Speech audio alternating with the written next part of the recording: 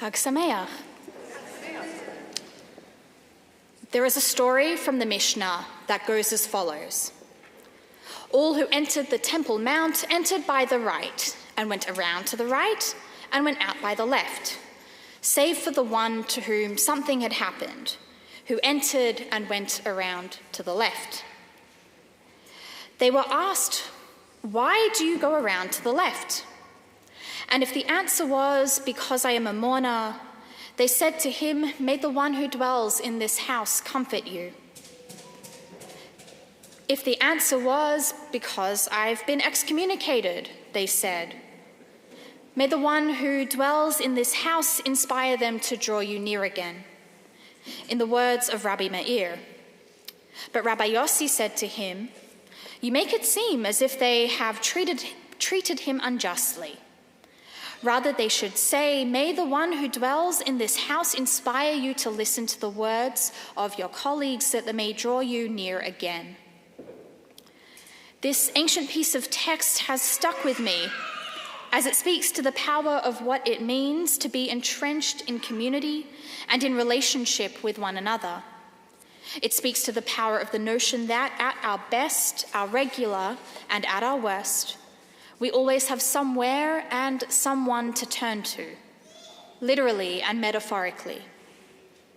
It stuck with me as many of us over the course of our Seder meals have been asking ourselves, Manish Tana, what is different this year? And I came to the following conclusion. Seder feels a bit different this year because, well, it feels like the complete opposite of our Mishnah. It might feel lonely. In examining this idea, though, we can name that loneliness is, in fact, an intrinsic part of the Jewish experience. There is, for example, another story, this time from the Talmud, of a famous healer called Rabbi Yochanan, who was healed by his friend Rabbi Hanina. When asked why he couldn't just fix himself, the Talmud answers that a prisoner cannot release themselves from prison. In his despair over his illness, Rabbi Yochanan needed to know that he had not been abandoned, to know that his nearest and dearest were watching out for him, ready to draw him close again. We too need this reassurance, particularly when the ground underneath our feet feels so uncertain in our current loneliness. This year we might feel loneliness as individual Jews, perhaps approaching our Seder tables with unprecedented anticipation and trepidation, with many of us concerned about the conversations that might arise among our circles of guests and loved ones, or feeling the sting of friendships lost or irrevocably altered in the wake of October 7. This year, our individual loneliness then becomes emblematic of the loneliness we might feel as a community, as we continue to witness the scourge of anti-Semitism rear its ugly face on our social media streams and on our streets. We might have seen, for example, the videos plastered all over Instagram of pro-Palestinian protests for a ceasefire in our very own streets here at home in Toronto, turned violently into chants of more fire now, when the demonstrators found out that the targets were Israeli after Iran's attack on Israel on Saturday night, just over a week ago.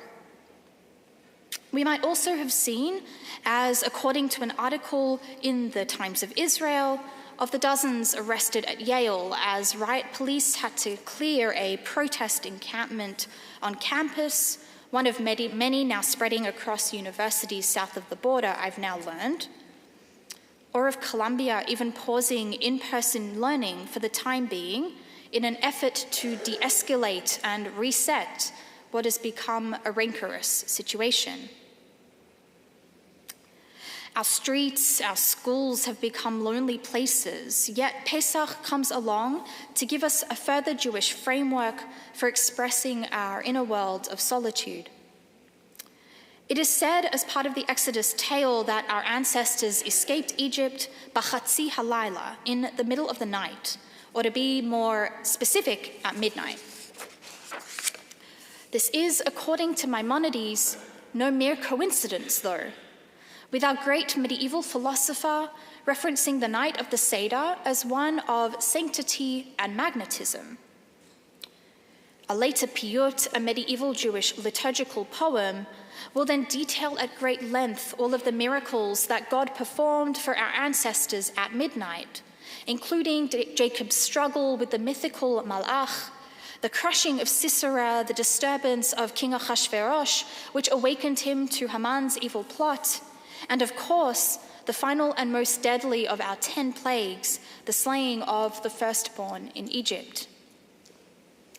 In other words, it is precisely when it is darkest that it becomes not so much about the blanket of black, but about the critical work that is accomplished under its cover and the potential for the sun to then seep through, heralding the dawn once more. I say all this because from the depths of the middle of the night arises Pesach as a time at which we are urged to defy the phenomenon of loneliness and instead bring light to our communities and our world through the light of connectedness.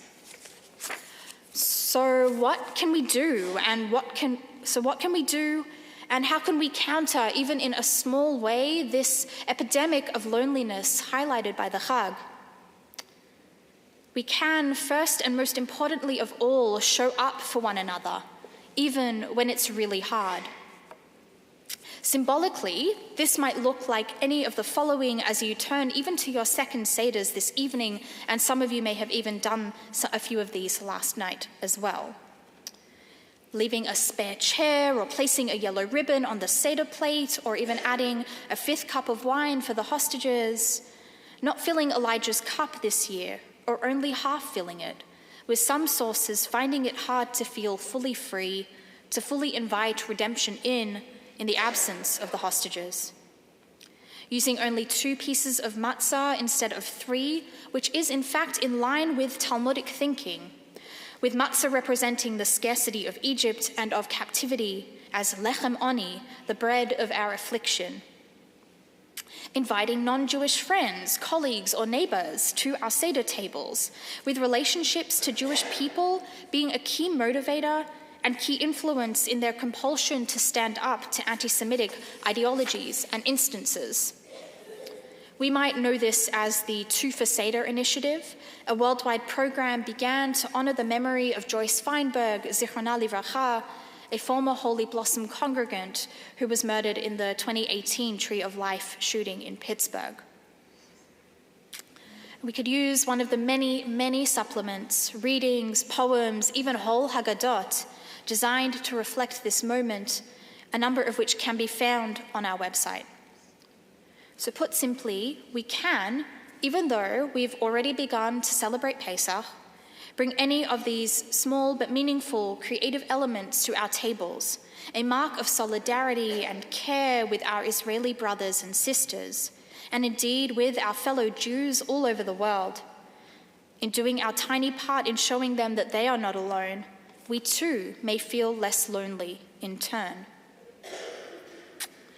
There is then a next level of showing up, which might sound simple, but can be infinitely more difficult than placing an addition on the Seder plate or reciting a new prayer.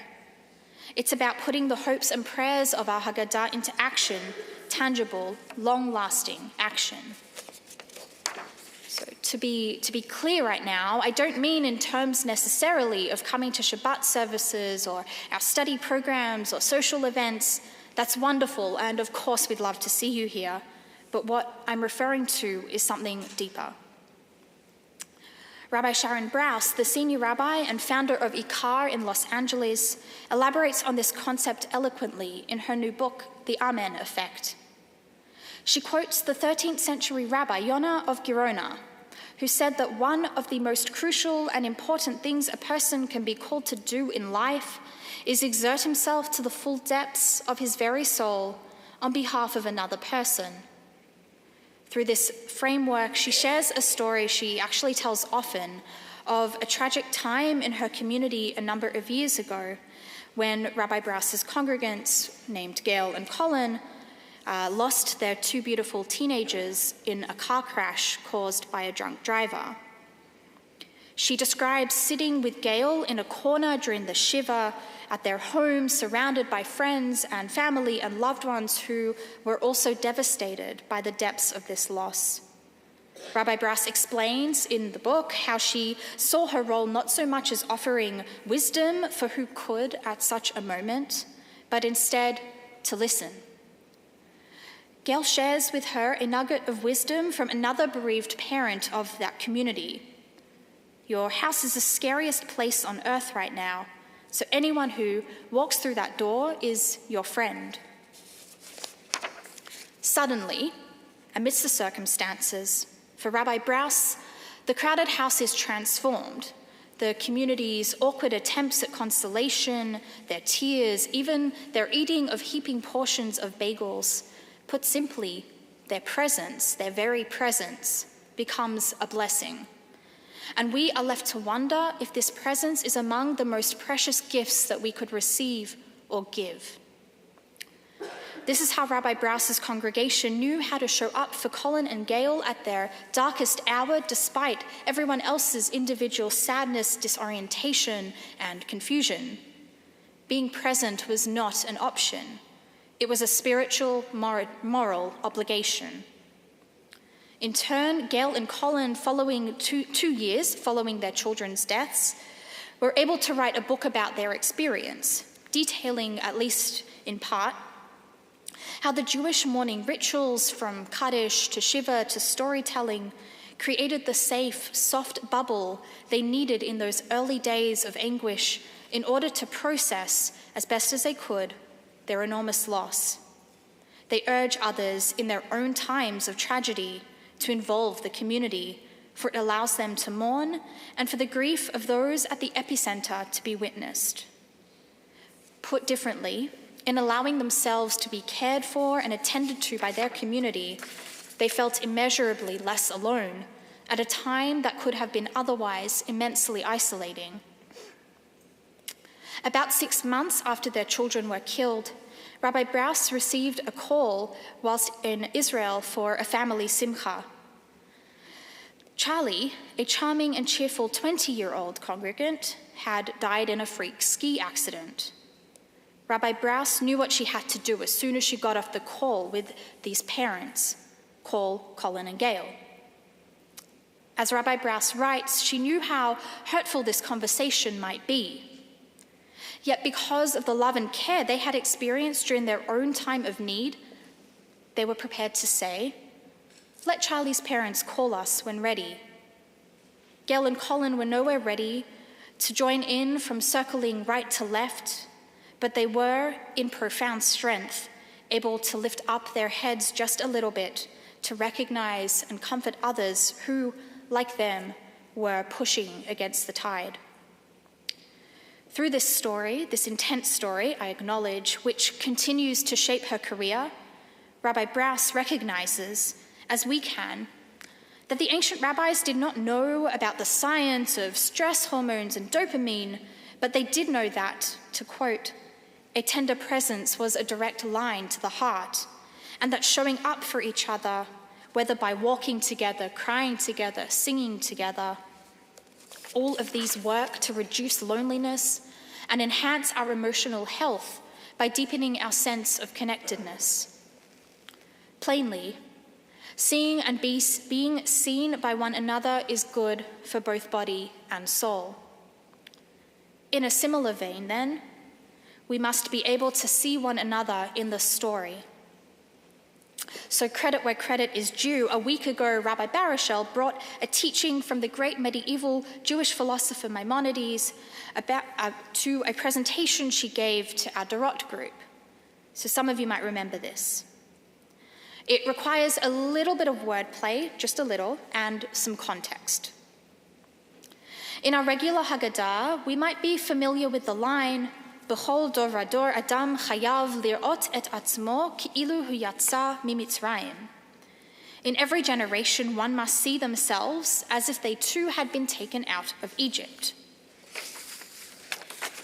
However, in the Haggadah of Maimonides, he imagines this verse as, "B'chol dor vador adam chayav leharot et atzmo ki'ilu hu yatsa mimitzrayim.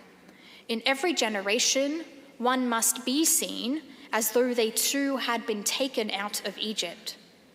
With just a turn of phrase, lir'ot, to see, to laha'ot, to be seen, the entire meaning of the sentence is transformed and teaches us a vital lesson in loneliness, that we can either compound or assuage another person's sense of feeling lonely simply through listening to their story and being the most compassionate version of ourselves by imagining how it would be if we were in their place. Moreover, we're encouraged to add an extra layer of empathy not to simply imagine ourselves in their shoes, but to actually envision how that person would be feeling and experiencing, not through our own lens, but the other's very frame of reference. In a way, to borrow a phrase from Rabbi Barashel, they feel seen, heard, and held. They feel less lonely, ki'ilu, as if they too had been listened to at the gates of the temple when asked, "Why are you turning left?" Over these next few days of Pesach, then, my prayer as we conclude is as follows: that we may bask in the light of connectedness, of seeing and being seen, shining upon you and those you love. That we may understand the profound power of showing up through our own deeds and the deeds of others. That we may know that wherever you go as a Jew, you are never truly alone on this journey through the wilderness. And to hope that next year, when we meet again, we will all feel drawn closer and feel the comfort of turning right. Chag Pesach Sameach.